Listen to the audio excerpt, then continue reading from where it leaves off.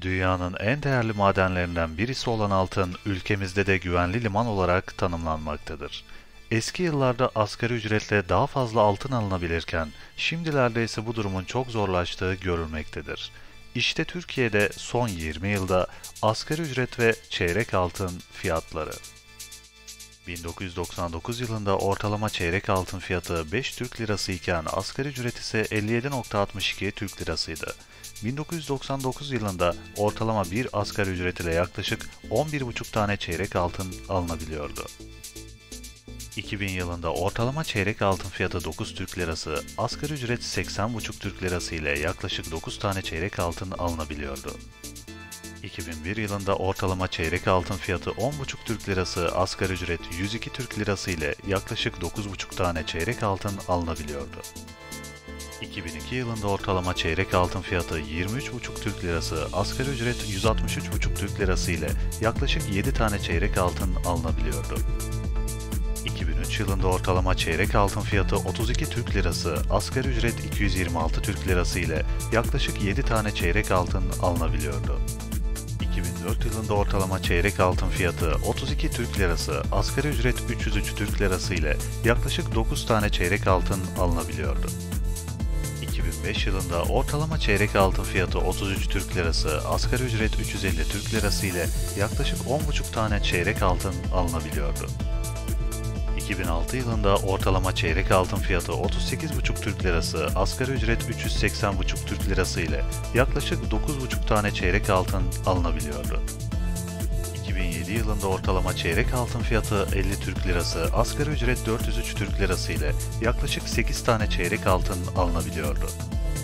2008 yılında ortalama çeyrek altın fiyatı 54 Türk Lirası, asgari ücret 481,5 Türk Lirası ile yaklaşık 9 tane çeyrek altın alınabiliyordu. 2009 yılında ortalama çeyrek altın fiyatı 72,5 Türk Lirası, asgari ücret 527 Türk Lirası ile yaklaşık 7 tane çeyrek altın alınabiliyordu. 2010 yılında ortalama çeyrek altın fiyatı 91 Türk Lirası, asgari ücret 577 Türk Lirası ile yaklaşık 6 tane çeyrek altın alınabiliyordu.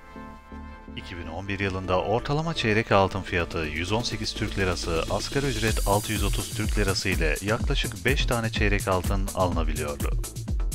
2012 yılında ortalama çeyrek altın fiyatı 165 Türk Lirası, asgari ücret 701 Türk Lirası ile yaklaşık 4 tane çeyrek altın alınabiliyordu. 2013 yılında ortalama çeyrek altın fiyatı 155 Türk Lirası, asgari ücret 773 Türk Lirası ile yaklaşık 5 tane çeyrek altın alınabiliyordu. 2014 yılında ortalama çeyrek altın fiyatı 161 Türk Lirası, asgari ücret 846 Türk Lirası ile yaklaşık 5 tane çeyrek altın alınabiliyordu. 2015 yılında ortalama çeyrek altın fiyatı 160 Türk Lirası, asgari ücret 949 Türk Lirası ile yaklaşık 6 tane çeyrek altın alınabiliyordu.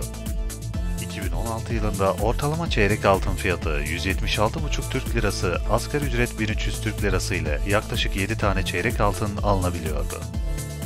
2017 yılında ortalama çeyrek altın fiyatı 240 Türk Lirası, asgari ücret 1404 Türk Lirası ile yaklaşık 5,5 tane çeyrek altın alınabiliyordu.